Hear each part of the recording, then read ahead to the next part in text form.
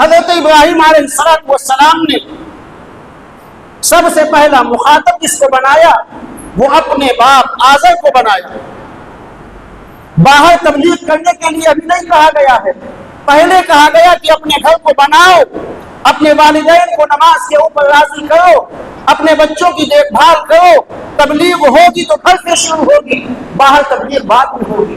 تبلیغ پہلے اپنے نفس سے شروع کرو، اپنے نفس کو اللہ کی طرف لاؤ، اپنے دل کو اللہ کی طرف جھکاؤ، اپنے آپ کو اللہ کی طرف جھکاؤ۔ تبلیغ شروع کی گئی تو گھر سے شروع کی گئی۔ ذی الحجہ کا مہینہ اسلامی سال کا آخری مہینہ اور اس مہینے کی ابتدا ہو چکی ہے۔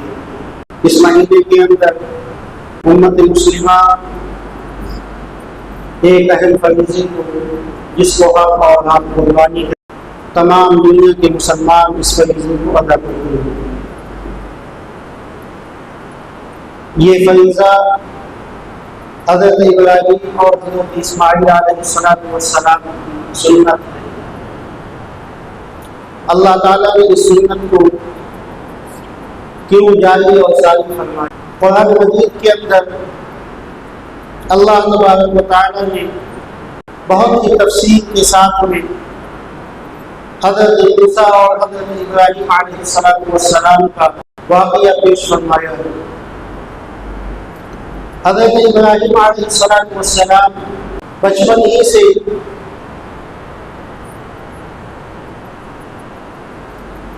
فکر مند رہتے تھے کہ اس زمین کو اور اس آسمان کو بنانے والا، اس کائنات کو چلانے والا کون ہے۔ حضرت ابراہیم علیہ السلام کی ذات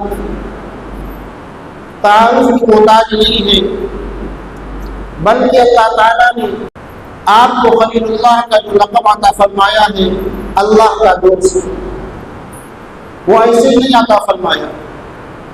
کچھ آپ کے اندر خصوصیتیں تھیں۔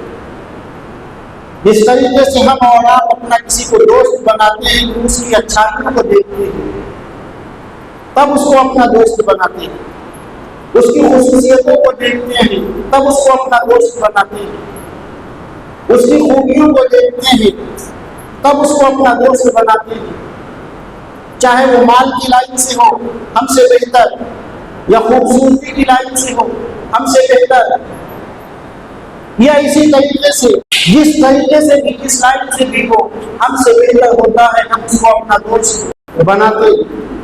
ایسے ہی اللہ تعالیٰ نے حضرت ابراہیم علیہ السلام کو خصوصیتیں عطا فرمائی کہ اللہ تعالیٰ خود ارشاد فرماتا ہے کہ یہ خلیل اللہ ہے، یہ اللہ کے دوست ہیں۔ اللہ نے ان کو اپنا خلیل بنایا ہے۔ آدھی سے زیادہ دنیا ان کو اپنا پیشوا، اپنا مقتدی، اپنا رہبر مانتی ہے، اور یہودیوں اور عیسائیوں کا تو یہ عقیدہ ہے کہ ہمارے جد امجد حضرت ابراہیم علیہ السلام جب جنت کے اندر داخل ہوں گے تو ہم تو ان کے بیٹے ہیں، جب باپ داخل ہوگا تو بیٹا کیوں نہیں داخل ہوگا؟ چونکہ ان کے عقیدے کے اندر یہ بات رکھی گئی ہے اور ان کا یہ عقیدہ ہے کہ صرف اور صرف دنیا کے اندر ہم ہیں جو جنت کے اندر جائیں گے، ہمارے علاوہ کوئی نہیں جا سکتا۔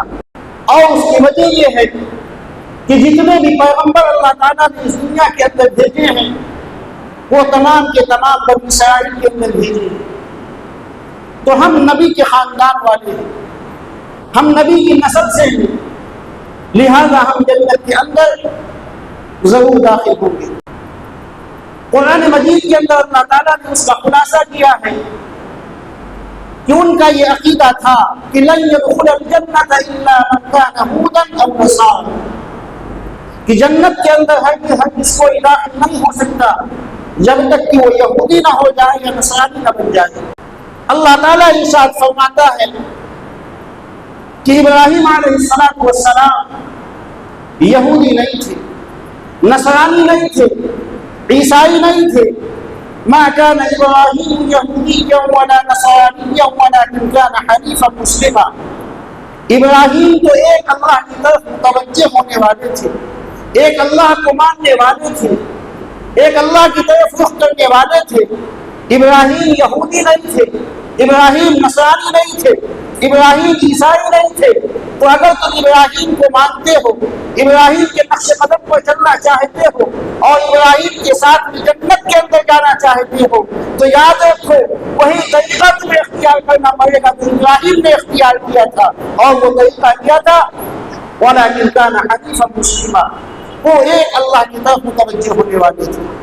اللہ کی توحید کا انہوں نے اعلان کیا تھا، اللہ کی توحید کو اپنے دل کے اندر جگہ دی تھی۔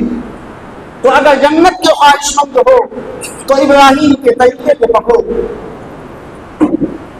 قرآن مجید نے ارشاد فرمایا کہ قل اانتم اعلم ام اللہ، ابراہیم کیا تھے؟ تم زیادہ جانتے ہو یا اللہ زیادہ جانتا ہے؟ تو حضرت ابراہیم علیہ السلام کے اندر کچھ خصوصیتیں تھیں، جن خصوصیتوں کی وجہ سے اللہ تعالیٰ نے حضرت ابراہیم کو مقام اور مرتبہ عطا فرمایا۔ قرآن مجید کے اندر اللہ تعالیٰ نے ارشاد فرمایا کہ وَإِذِ ابْتَلَىٰ إِبْرَاهِيمَ رَبُّهُ بِكَلِمَاتٍ فَأَتَمَّهُنَّ، کہ حضرت ابراہیم علیہ السلام کو ان کے پروردگار نے آزمایا چند کلمات میں، چند باتوں میں، چند چیزوں میں ابراہیم کو آزمایا۔ سلسلے وار انشاءاللہ وہ تمام چیزیں آپ کے سامنے آئیں گی۔ سب سے پہلی آزمائش جو آپ کی اللہ کی طرف سے ہوئی، وہ سب سے پہلی آزمائش یہی تھی کہ اے ابراہیم، اگر تم اللہ کو مانتے ہو، اللہ کے اوپر ایمان رکھتے ہو، اپنے آپ کو مسلمان کہتے ہو، اپنا رخ پروردگار کی طرف کرتے ہو، تو ان تمام معبودان باطل کا سب سے پہلے انکار کرو۔ انکار کرنا لازمی ہے۔ اس بات میں بات نہیں کی گئی کہ یہ بھی صحیح، یہ بھی صحیح، یہ بھی صحیح، یہ بھی صحیح، نہیں، سب سے پہلے انکار کرو کہ یہ صحیح نہیں ہے، یہ صحیح نہیں ہے، یہ صحیح نہیں ہے۔ اسی لیے کلمے کے اندر سب سے پہلے کہا جاتا ہے کہ انکار کیا جائے، اس کے بعد میں اس بات کیا جائے۔ پہلے انکار کیا جائے کہ لا الہ، نہیں ہے کوئی پروردگار، نہیں ہے کوئی معبود، نہیں ہے کوئی خالق، نہیں ہے کوئی مالک، سب سے پہلے انکار کیا جائے۔ تو حضرت ابراہیم علیہ السلام کو حکم دیا گیا کہ اے ابراہیم، اگر اللہ کو مانتے ہو تو سب سے پہلے ان معبودوں کا انکار کرو جو تمہارے گھر کے اندر تمہارا باپ بناتا ہے، تراشتا ہے، پیسے کماتا ہے، ان بتوں کا سب سے پہلے انکار کرو۔ چنانچہ حضرت ابراہیم علیہ السلام اپنے باپ کے سامنے پہنچتے ہیں اور کیا کہتے ہیں کہ اے ابا جان، لم تعبد ما لا يسمع ولا يبصر ولا يغني عنك شيئا، کہ اے ابا جان، آپ ایسی چیزوں کو کیوں بناتے ہیں، کیوں تراشتے ہیں ان بتوں کو جو نہ سن سکتے ہیں، نہ بول سکتے ہیں، نہ بات چیت کر سکتے ہیں، نہ کسی نفع اور نقصان کے مالک ہیں۔ سب سے پہلی آزمائش حضرت ابراہیم علیہ السلام کی گھر سے شروع ہوئی۔ حضرت ابراہیم علیہ السلام نے سب سے پہلا مخاطب جس کو بنایا وہ اپنے باپ آزر کو بنایا۔ باہر تبلیغ کرنے کے لیے ابھی نہیں کہا گیا ہے، پہلے کہا گیا کہ اپنے گھر کو بناؤ، اپنے والدین کو نماز کے اوپر راضی کرو، اپنے بچوں کی دیکھ بھال کرو۔ تبلیغ ہوگی تو گھر سے شروع ہوگی، باہر تبلیغ بعد میں ہوگی۔ تبلیغ پہلے اپنے نفس سے شروع کرو، اپنے نفس کو اللہ کی طرف لاؤ، اپنے دل کو اللہ کی طرف جھکاؤ، اپنے آپ کو اللہ کی طرف جھکاؤ۔ تبلیغ شروع کی گئی تو گھر سے شروع کی گئی۔ یہی کیا مصیبت کر دیا حضرت ابراہیم کے لیے کہ اللہ تعالیٰ نے حضرت ابراہیم علیہ السلام کو آزر کے گھر کے اندر پیدا کر دیا۔ کسی مسلم گھرانے کے اندر اللہ پیدا کر سکتا تھا، ان کا جنم کسی مسلم گھرانے کے اندر ہو سکتا تھا، لیکن اللہ تعالیٰ نے آزمائش کے طور کے اوپر آزر کے گھر کے اندر جو اس علاقے کا بت پرست تھا، معمار تھا، بتوں کو تراشنے والا تھا، اس کے گھر کے اندر اللہ تعالیٰ نے حضرت ابراہیم علیہ السلام کو پیدا کیا۔ سب سے پہلی آزمائش یہی ہے۔ اللہ تعالیٰ یہ دیکھنا چاہتا تھا کہ ابراہیم اپنے باپ دادا کے دین کو اختیار کرتا ہے، اپنی قوم کے رسم و رواج کو اختیار کرتا ہے، اس کی محبت میں گرفتار ہوتا ہے، یا ابراہیم میں محبت کے لیے اپنے آپ کو قربان کرتا ہے؟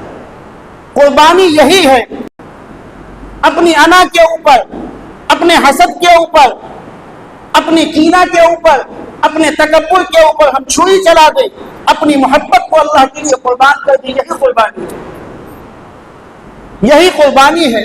اور یہی قربانی مانگی جا رہی تھی حضرت ابراہیم علیہ السلام سے، یہی قربانی ہم سے اور آپ سے مانگی جا رہی ہے۔ حضرت ابراہیم علیہ السلام نے وہ قربانی بیٹے کی شکل میں دی، اللہ تعالیٰ نے اس قربانی کو قبول فرمایا۔ تو سب سے پہلے اللہ کی طرف سے آزمائش یہ ہوئی کہ ایک بت پرست کے گھر کے اندر داخل پیدا فرمایا، اور اللہ نے کہا کہ ابراہیم اعلان کرو حق کا، اگر تم اللہ کی طرف متوجہ ہونے والے ہو، اگر تم مسلم ہو، ایمان والے ہو، کیوں ڈرتے ہو، کیوں خوف کھاتے ہو، کیوں سہمے ہوئے ہو، کیوں دل لرزتا ہے؟ تم نے ایک خدا کو مانا ہے، ایک اللہ کے اوپر ایمان لائے ہو، اے ابراہیم حق کا اعلان کرو۔ حضرت ابراہیم علیہ السلام اپنے باپ کے سامنے اعلان کرتے ہیں کہ اے ابا جان، انی اراک وقومک فی ضلال مبین، کہ اے ابا جان، میں آپ کو بھی اور آپ کی پوری برادری کو، پوری قوم کو میں گمراہی میں دیکھ رہا ہوں۔ کیا بات ہے؟ یہ گمراہی کا راستہ آپ نے کیوں اختیار کیا ہے؟ ہے ہمت ہمارے اندر اس طریقے سے بات کرنے؟ اللہ تعالیٰ مسلمانوں کو پیغام دے رہے ہیں، مسلمانوں کو بتلا رہے ہیں کہ کیا غم ہو کہ ہو ساری خدائی بھی مخالف، کیا غم ہے جو ہو ساری خدائی بھی مخالف، کافی فقط ایک خدا میرے لیے۔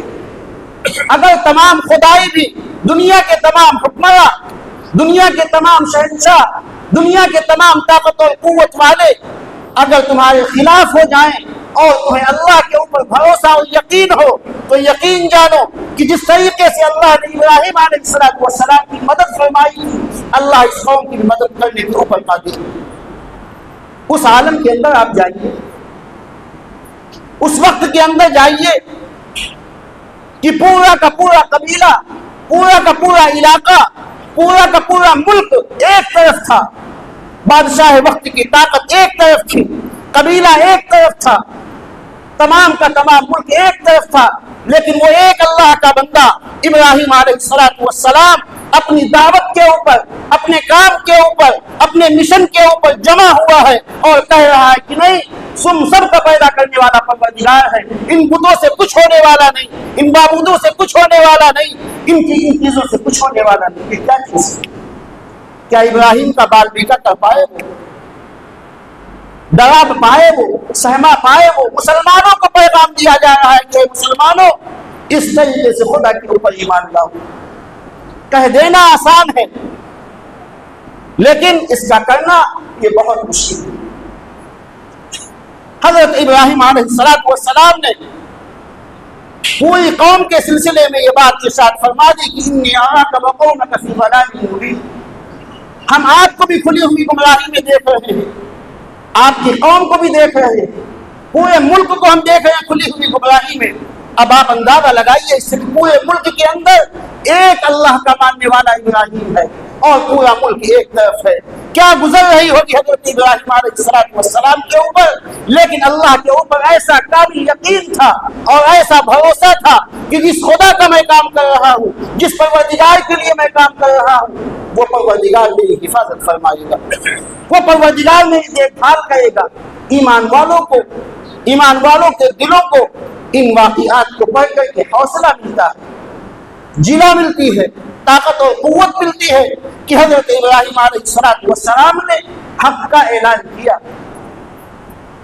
اعلان کرنے کے بعد میں باپ نے جو جواب دیا کہ ابراہیم گھر سے نکل جاؤ، اراغب انت عن آلہتی یا ابراہیم، اے ابراہیم یہ تو ہمارا پیشہ ہے، یہ تو ہمارا کام ہے، یہ تو ہماری روزی روٹی ہے، یہ تو ہماری روزی کا مسئلہ ہے، اگر یہ کام نہیں کریں گے تو روزی روٹی کا مسئلہ ختم ہو جائے گا، دروازے بند ہو جائیں گے، اسی کے ذریعے ہم کماتے ہیں اور کھاتے ہیں۔ اے ابراہیم اس کاروبار سے ہمیں الگ کرنا چاہتے ہیں۔ لئن لم تنتہی لأرجمنک واہجرنی ملیہ، اپنے کام سے اگر تم باز نہ آئے تو یاد رکھو پتھروں سے مار مار کے تم کو سنسار کر دیا جائے گا، ختم کر دیا جائے گا۔ حضرت ابراہیم علیہ السلام ارشاد فرماتے ہیں کہ سلام علیہ، اے ابا جان ہمارا اور آپ کا سلام۔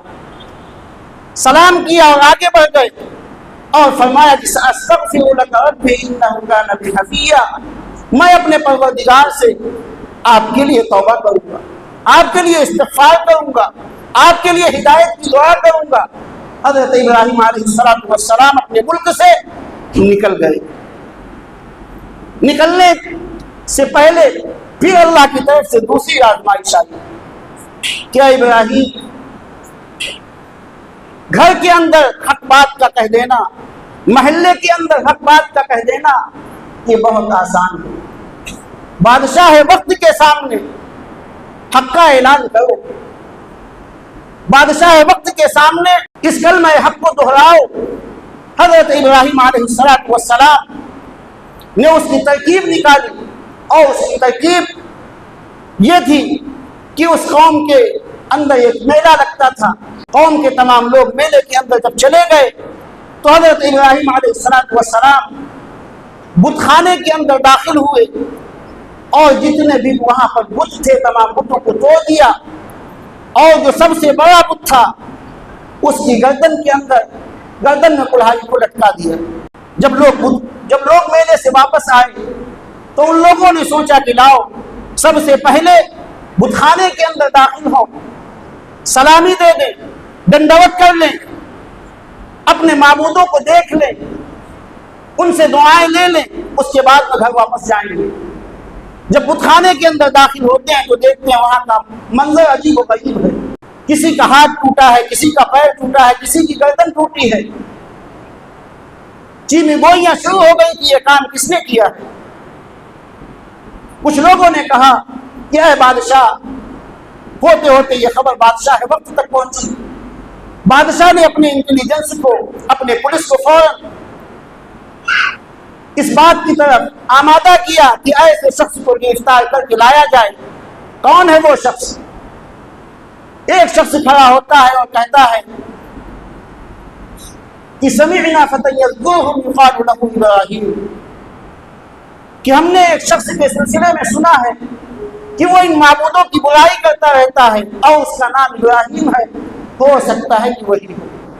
حضرت ابراہیم علیہ السلام بادشاہ کے دربار میں لائے گئے، بادشاہ سے مکالمہ ہوا، بات چیت ہوئی، اور حضرت ابراہیم نے وہی سوال دہرائے کہ افتعبدون من دون اللہ۔ حضرت ابراہیم نے یہ بات کہی بل فعلہ کبیرہم ھذا فاسألوہم ان کانوا ینطقون، کہ بت خانے کے اندر جب تم داخل ہوئے تو اس کا منظر کیا دیکھا؟ ان لوگوں نے کہا کہ اس کا منظر یہ تھا کہ سب کے سب بت ٹوٹے پڑے ہوئے ہیں، جو اعلیٰ حضرت ہیں، جو سب سے بڑا بت ہے، اس کے گردن میں کلہاڑی لٹکی ہوئی ہے۔ حضرت ابراہیم نے کہا کہ جب وہ کھڑا ہوا ہے کلہاڑی اس کے گردن میں لٹکی ہوئی ہے تو اس سے پوچھو جا کے، ہم سے کیوں پوچھ رہے ہو؟ وہ خود بتائے گا کس نے کیا ہے یہ کام۔ ان لوگوں نے کہا کہ اے ابراہیم لقد علمت ما هؤلاء ينطقون، اے ابراہیم تم تو جانتے ہو، تم تو سمجھدار ہو کہ وہ بولتے نہیں ہیں۔ حضرت ابراہیم نے کہا کہ جب وہ بولتے نہیں ہیں تو ان کے سامنے کیوں ڈنڈوت کرتے ہو، کیوں سامان رکھتے ہو، کیوں ان کے سامنے پرساد رکھتے ہو، کیوں ان سے اپنی حاجتیں مانگتے ہو؟ افتعبدون من دون اللہ ما لا ينفعكم شيئا ولا يضركم اف لكم، تمہارے اوپر افسوس ہے، اتنی بھی تمہاری سمجھ نہیں، اتنے بھی تمہارے عقل نہیں۔ وَلِمَا تَعْبُدُونَ مِن دُونِ اللَّهِ، حضرت ابراہیم علیہ السلام نے حق کا اعلان کیا اور بادشاہ کے دربار میں پہنچ گئے، اور اس کے بعد میں اس نے وہی ہتھیار اپنایا جو دنیا کے بادشاہوں کا ہتھیار ہوتا ہے، جو ظالم حکمرانوں کا ہتھیار ہوتا ہے۔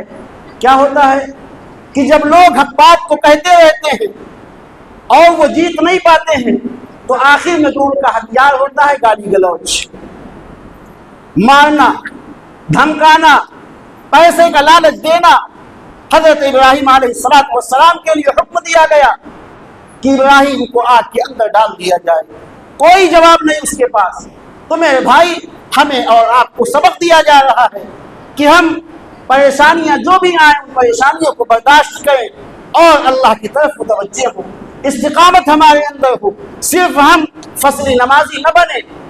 فصلی نمازی یعنی رمضان آیا تو نمازی ہو گئے اور اس کے بعد میں رمضان گیا ہماری نمازیں ختم. ہم فصلی نمازی نہ بنے بلکہ استقامت کے ساتھ میں اللہ کے حکموں کے اوپر قائم رہیں. جب اللہ کے حکم کے اوپر قائم رہیں گے تو اللہ کی طرف سے مدد آئے گی.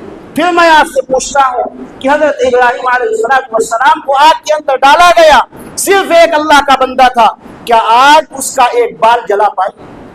آپ بتائیے کس کا کام کر رہے تھے, کس کے لیے قربان ہو رہے تھے؟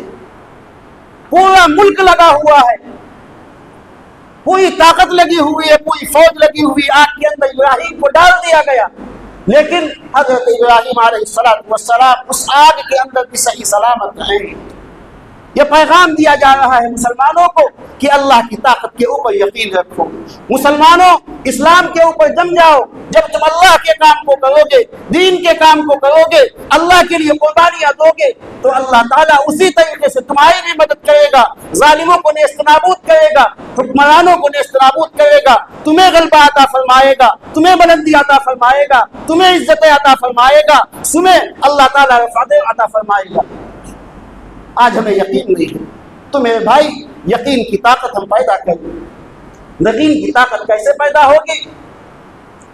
قرآن مجید کی تلاوت سے, احادیث رسول کو سننے سے, علم کی مجلسوں میں بیٹھنے سے, اللہ والوں کے پاس آنے اور جانے سے.